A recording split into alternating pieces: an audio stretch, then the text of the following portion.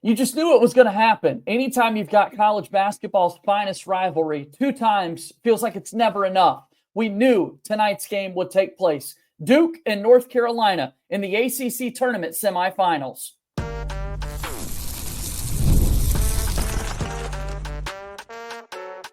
You are Locked On Blue Devils, your daily podcast on the Duke Blue Devils. Part of the Locked On Podcast Network, your team every day.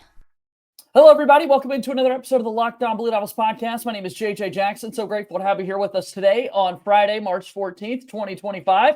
Pi Day, as we all know it to be, on March 14th. Excited to talk everything going on in the life of Duke athletics. And on today's show of Locked On Blue Devils, we're talking Duke and North Carolina. The third time this season, we're going to go up against the Tar Heels, hoping for our third win of the year over North Carolina in the ACC tournament semifinals. Leif Thulin from Locked On NBA Big Board, Locked On College Basketball, and one of our absolute favorites on the program is back with us here today to talk about this game, to talk about the injury to Cooper Flagg. Duke will be without Maliq Brown and so much more. Excited to see this conversation play out in the game to come a little bit later once again today. If you have not done so already, we ask that you please go ahead and follow and subscribe to Locked On Blue Devils for free, wherever it is that you get your podcasts. Leave us a 5-star rating and written review. Take a moment to also watch us each and every day on YouTube. Like this video, share it with your friends. We're commenting and always interacting in the comments there. Shout out to all our everydayers on the YouTube channel. So make sure that you subscribe to our YouTube channel. All right, we'll bring him on into the program. The aforementioned Leif Thulin's back with us once again, talking all things Duke basketball. It's our favorite time of the year, Leif. We're college basketball junkies, and here we are. What a crazy week it's already been so far with buzzer beaters, upsets, you name it. We're not even into the big dance, but conference tournament week is just as exciting. Oh, it's the best. I say this every year. From Thursday of tournament week until Sunday, Selection Sunday, and you get the SEC tournament and the Big Ten up until there. And then you skip the next 4 days and you go Thursday, Sunday again, my favorite 8 days of the year. It's not even close. Yeah. It's always the best. It's basketball from the time you wake up to the time that you go to sleep. It doesn't get much better than that. And it's certainly been exciting to watch so far in the ACC tournament with Duke picking up a win yesterday over Georgia Tech. But the college basketball world, and quite frankly, the sports world at large, because it is the time of year where everybody in sports wants to check in on college basketball. And now it's the number one team in the country at Duke. Everyone paused when they saw the Cooper Flagg injury take place in that Georgia Tech game yesterday. He skies up for a rebound, comes down on a foot, rolls his ankle, and he leaves the game, is not seen again for the rest of that contest. Your immediate reaction to that was what? I hope he can play in the actual tournament. Yeah. And it does look like that bodes well. My immediate reaction was simply, oh, man, that ruins a whole season. Because you see him down, and you're like, man, that really stinks. And Maliq Brown was already out, and obviously Maliq Brown has been out at different times, and it hasn't cost the Blue Devils. But when you go to the tournament, you need everyone, because there's one game where Maliq Brown's defense and intangibles, ability to get his hands on the ball, makes the difference. And you lose Cooper Flagg, the season flashes before your eyes. And I'm not a Duke fan, so I didn't feel that. One of my best friends is a Duke fan. He said he was about to throw up. Yeah. So I at least understand from that perspective. But then when you look at their season, I think you have to see what the team can do without Cooper Flagg, and I would caution against rushing him back. I'd expect him to be out against North Carolina. I'd expect him to be out if they were to advance in the championship, and it may burn him up inside and be mad, but I'd even consider sitting him against the 16. Because Duke is going to be a 1 seed. I think you just need to hope that Cooper Flagg is 100%, because if he's compromised, Duke is vulnerable despite how dominant they've been.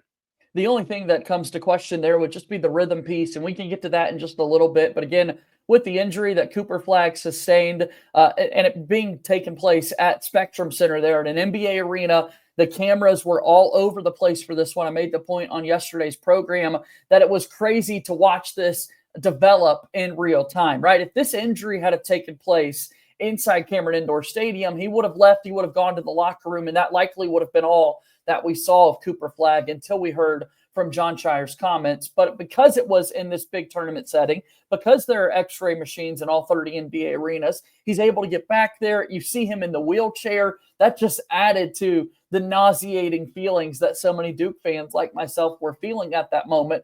Because you're like, what this guy's in a wheelchair. This can't be a good ending. But then once the game comes around, we hear more of a positive update from Jon Scheyer that the x-rays were negative. He talks about the swelling, but there's not a talk about further imaging needing to be done or that sort of thing. And Jon Scheyer even saying, I'm going to have to be really, really convinced by everyone around me not to play this guy. So it seems like that's the direction that Duke's going in. But I just thought all of the events of yesterday were all the more crazy because there was so much access in a big event like the conference tournament where there are cameras everywhere, and we get those shots of Cooper Flagg being pushed around in a wheelchair. Yeah, the swelling is the interesting thing, because if he structurally is fine, which obviously he is with the MRI, sprained ankles hurt arguably more than broken ankles. Yeah. But you can play on them because the swelling is what actually prevents you from playing as well, because you don't have the same lift or anything like that.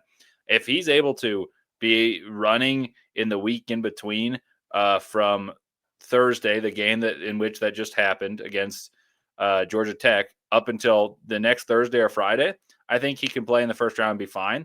But we saw Janai Broom try rushing back from an ankle injury earlier. And this is, it's interesting juxtaposition because they're against each other as foils, as Good National point. Player of the Year candidates. But I think Janai Broom came back too soon and wasn't himself initially. He didn't have any lift against South Carolina. They barely won that game. So that's the game he got hurt, excuse me. And he didn't have any lift against the first game they played back at, maybe against Georgia. And you watched him even against Florida, and Florida was able to guard him one-on-one the blocking. They didn't feel like he could jump. And it's come back.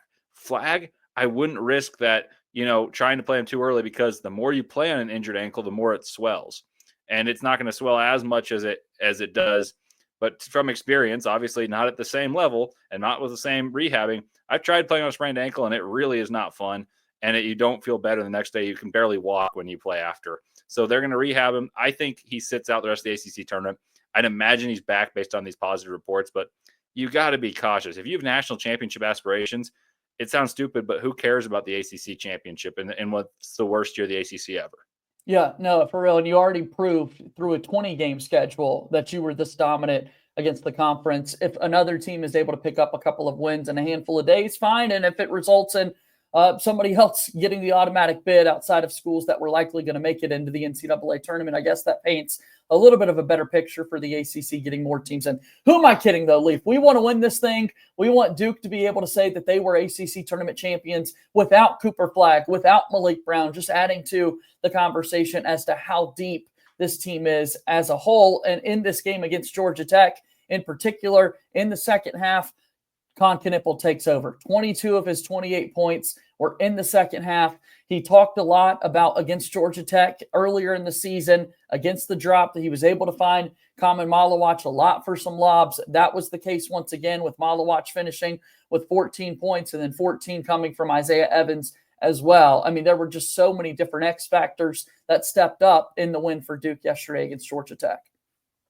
What I think is interesting is sometimes teams lose their best player, or a very good player, in this case, their best player, and the other players develop confidence in new roles. And then when the best player comes back, sometimes you have a lack of chemistry. And sometimes it really helps the team because they have asserted confidence at the highest level, and now pressure is relieved off of them.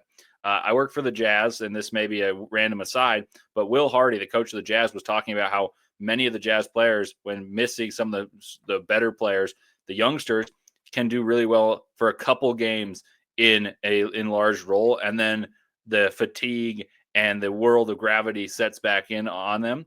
And I think that could happen for Con. He was excellent. And I think he could come back to a smaller role with Cooper Flagg by the NCAA tournament and be even more confident because he carried the heavy load that Cooper Flagg typically lifts in this game. And I know it's a one-game sample size. He could struggle against North Carolina. But, he could be great there. And then Duke's got to feel even better about themselves when Cooper Flagg does come back, if he does come back. So I think it could be interesting. And the guy I always talk about when I'm on here with you is Isaiah Evans. When he plays well, Duke's untouchable. And that's definitely true in the ACC. But I think Duke has the best A game of anyone in the country. I've said this on Locked On College Basketball Game Night when I host it, that Duke's A game is untouchable because defensively, they make you try to execute for 20 seconds at least. They play the best defense for the first 20 seconds, they in Houston. And then on the offensive end, if they can get a spark from a guy like Isaiah Evans, that means that you have to defend completely differently and leave so many lanes and avenues to the paint, and it opens up lobs for Maliq, who's developing nicely. Yep. That Duke really is difficult to play. When Isaiah Evans is on, almost impossible to play. And now we play North Carolina for the third time a little bit later in the ACC tournament semifinals. It's going to be a big test for Duke. We'll take a break and we'll talk about that game and a few more things on the other side of this. You're listening to Locked On Blue Devils. Locked On Blue Devils here today is brought to you by our friends over at Nissan. We're all about the stats because numbers don't lie. And when it comes to the all-new Nissan Armada Pro 4X, the numbers are on an MVP level. With the ability to tow up to 8,500 pounds, it can quite literally carry the whole team plus the gear wherever you need to go. It's powered by a twin-turbo V6 engine, delivering the strength and performance to handle highways, back roads, and everything in between. And with room for up to 8 people, the Armada Pro 4X is built for big crews, big adventures, and even bigger memories. Whether you're exploring off-road trails or rolling up to the arena, the Armada Pro 4X brings power, versatility, and style wherever you go. Take your adventures to new heights in the all-new Nissan Armada Pro 4X. Learn more at nissanusa.com. Nissan is a proud sponsor of Locked On Blue Devils. Today's show is also brought to you by our friends over at FanDuel. March Madness is here, and we're loving every single second. FanDuel is giving you the chance to get in on the action like never before. Right now, new customers can get $200 in bonus bets when your first $5 bet wins. That's 200 extra bucks to use on everything from buzzer beaters to Cinderella stories and even who's cutting down the nets. Right now, over at FanDuel, our Duke Blue Devils have the best odds to win the national championship. Go check all of it out and so much more at FanDuel.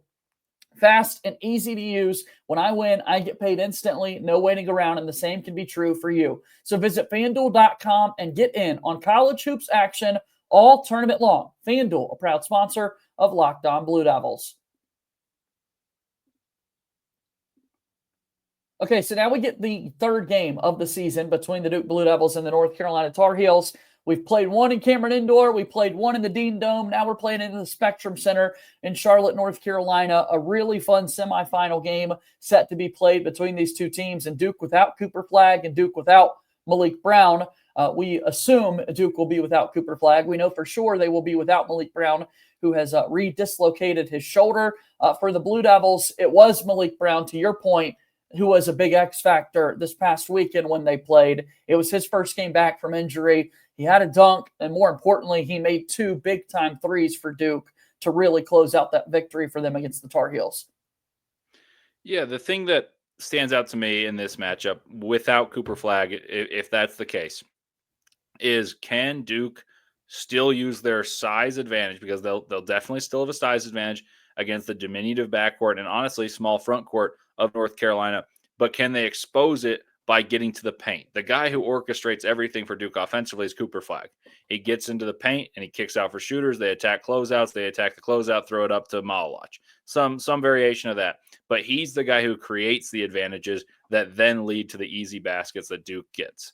I'm curious to see if Con Knipple, with a guy like Trimble guarding him, instead of having the third defender, which would be a guy that's far smaller. Trimble's smaller than Con, but at least he physically can match up a little bit.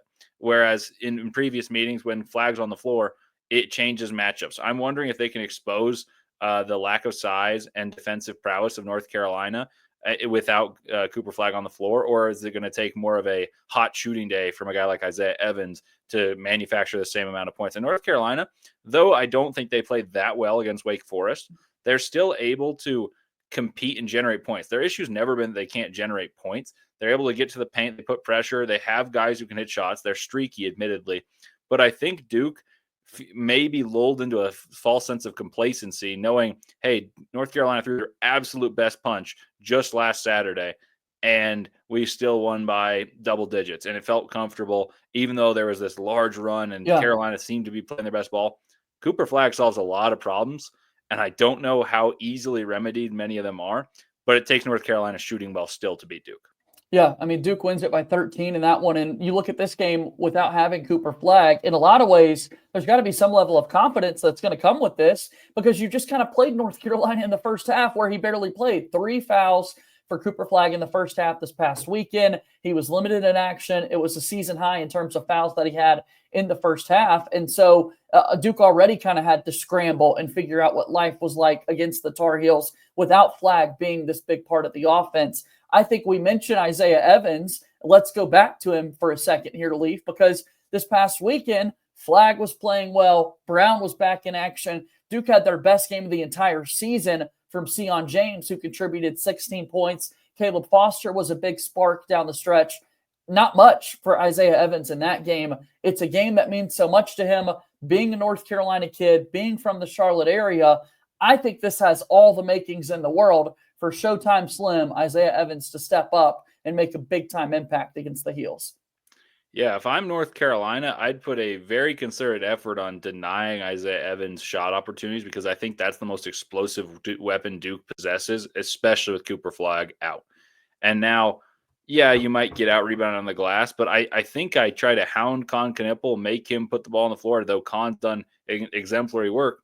I do think Isaiah Evans is the X factor, and Sion James is the guy that I would look to have a jump in production in this game that may look abnormal because he's shouldered bigger loads in his career. At Tulane, he was able to get to the paint and score frequently. It obviously helps when he's hitting threes, but I don't think it'll necessarily be a three-point shooting game for him.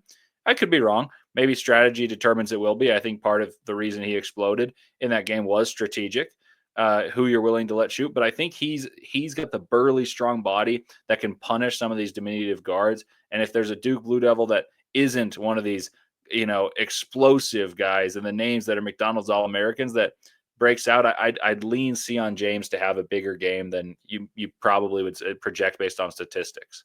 Which I'm all for. I love Sion. He's been such a veteran leader for this Duke team, and if he's the one that steps up and kind of carries them over the top against North Carolina, then let's make that happen. On the interior for Duke, without Maliq Brown, we saw Pat Ngamba get an extended run yesterday against Georgia Tech, and he was really productive in everything that he was doing for Duke. Had a couple of big dunks, rebounded really well.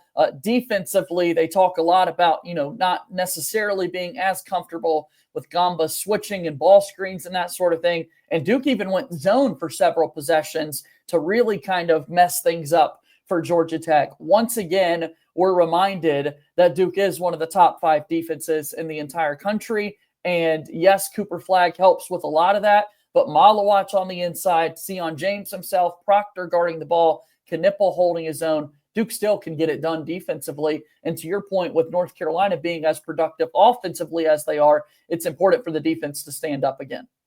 Oh, absolutely. And I love the point you made that one of the podcasts I did on here, I talked about the defensive coverages that Duke employs and how it changes.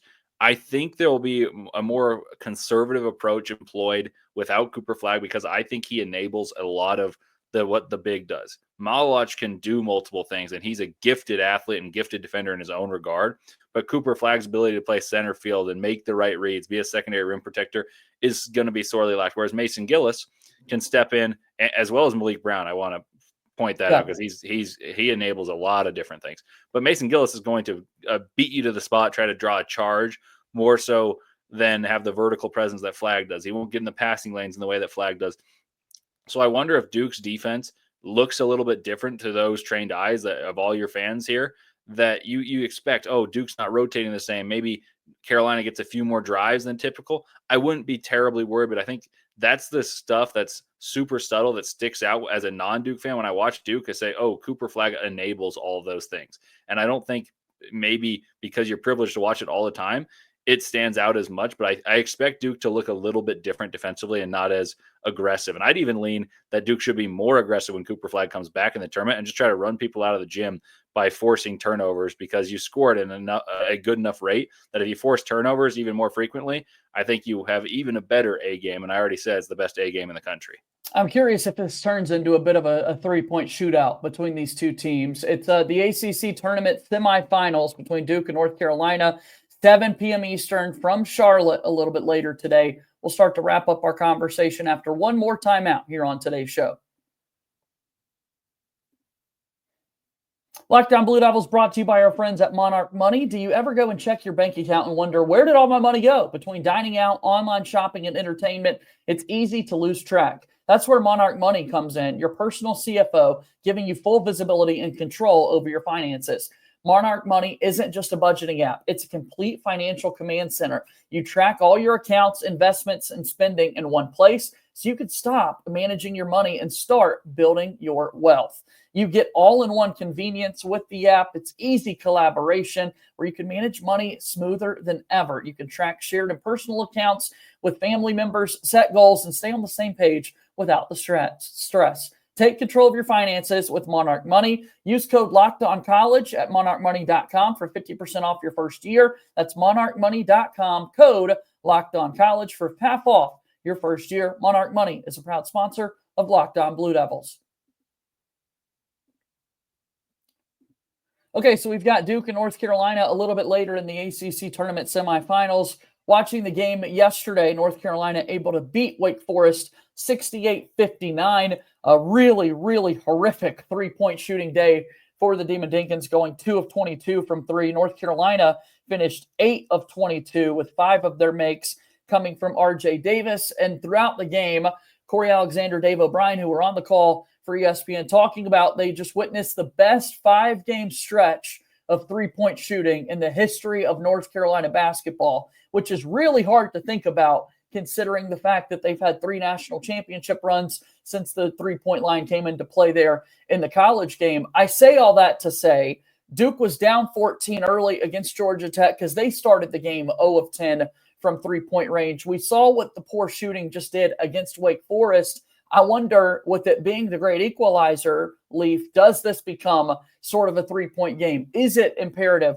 for Tyrese Proctor to be knocking them down from the outside, along with Knipple and Evans off the bench? I mean, it certainly wouldn't hurt. I don't know if it's imperative because I think Duke can win in a plethora of ways against a North Carolina team that I think is a bit gimmicky. They don't have the size, so if Duke attacks and draws fouls or gets offensive rebounds, I think that's an alternative way of winning. North Carolina is a bit turnover prone despite having good guards in terms of like prolific scorer RJ Davis. Cadeau creates, but Cadeau has turnover issues. Trimble, not a particularly great shooter. Ian Jackson, an isolation score. So I think the way that North Carolina wins is if they shoot very well. Like they have to shoot well to beat Duke. I think Duke doesn't need to rely on shooting well. But I will say this, and I've said this to you both on and off the air on this show. Yeah. I do think Duke's concern for me when they play close games is typically they have terrible stretches of shooting. And they end up righting the wrongs and shoot a very solid percentage because they get great looks, and their shooting percentage expectancy is going to be higher than so many teams in the country because they get better looks and they have an ultimate creator in Cooper Flagg, and they have good knockdown shooters. But they have games, Wake Forest earlier this season, NC State earlier this season. You could point to Kansas and Kentucky at times that Duke doesn't shoot well for an extended period of time, and it makes it very difficult for them to right those wrongs in the closer game because some of those players I've seen lose confidence. That said, it hasn't happened very often. But in a game where you don't have Cooper Flagg, who creates so many of those advantages, I wouldn't necessarily expect a torrid shooting performance. That said, North Carolina doesn't wow me on the defensive side, so it could happen. Yeah, it's really hard to beat a team 3 times. And this rivalry, it feels like you're going to get everybody's best shot. We saw the 7-point lead for the Tar Heels early in the second half over Duke this past weekend before the Blue Devils really ramped it up and started getting stops.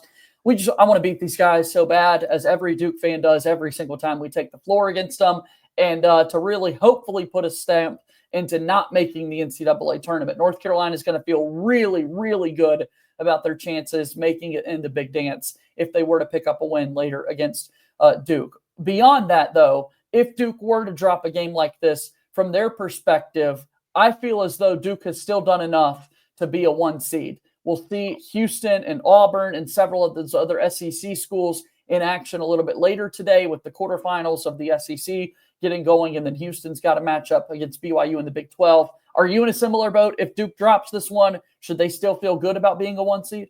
Oh, they're a lock to the 1. Okay. If they had lost to Georgia Tech, they still would have made it. That's what I like to hear then, man. Okay. I think Auburn likely is still the number 1 overall seed, despite Duke taking over the betting odds favorite. And I think reasonably so because Auburn struggled the last couple games. But I think it makes sense that Auburn's the number 1 overall because their resume has a ton of quality wins. Duke has fewer because of a lesser schedule, and they lost a couple of their marquee matchups early. I know they beat Auburn. But then you look at that, I think they're number 2 overall, even with a loss against Carolina. I don't think they could even fall to 3rd overall. That's what I like to hear. Just being a 1 seed is what we want. We want to set up that 116. And if it means that Cooper Flagg possibly rests that 116 game, to your point, maybe that helps him out more in the long run. I'm just curious the rhythm in all of this and how it plays out. So should be a fun game a little bit later today between Duke and North Carolina, part 3 of the rivalry this season, and a chance to go into the ACC Tournament Championship. Leif, so good to see you as always, man. Tell everybody about the great work that you do and how they can support you.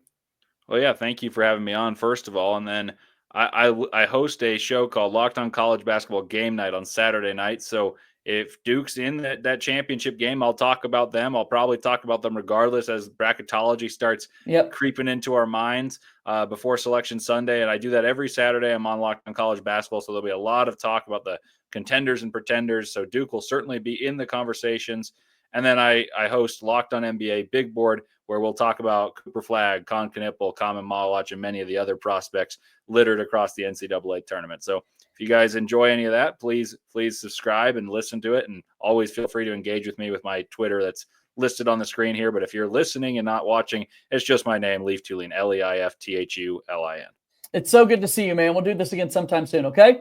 Absolutely. Appreciate it. All right, that's Leif Thulin joining us on the program today. We've got Duke basketball a little bit later tonight set to take on North Carolina. Let's go beat those Tar Heels. We know what that feels like, and we want to feel it once again. That'll do it for today's show. As always, go Duke. I'll talk to you again on Monday. My name is JJ Jackson. Thank you, and good day.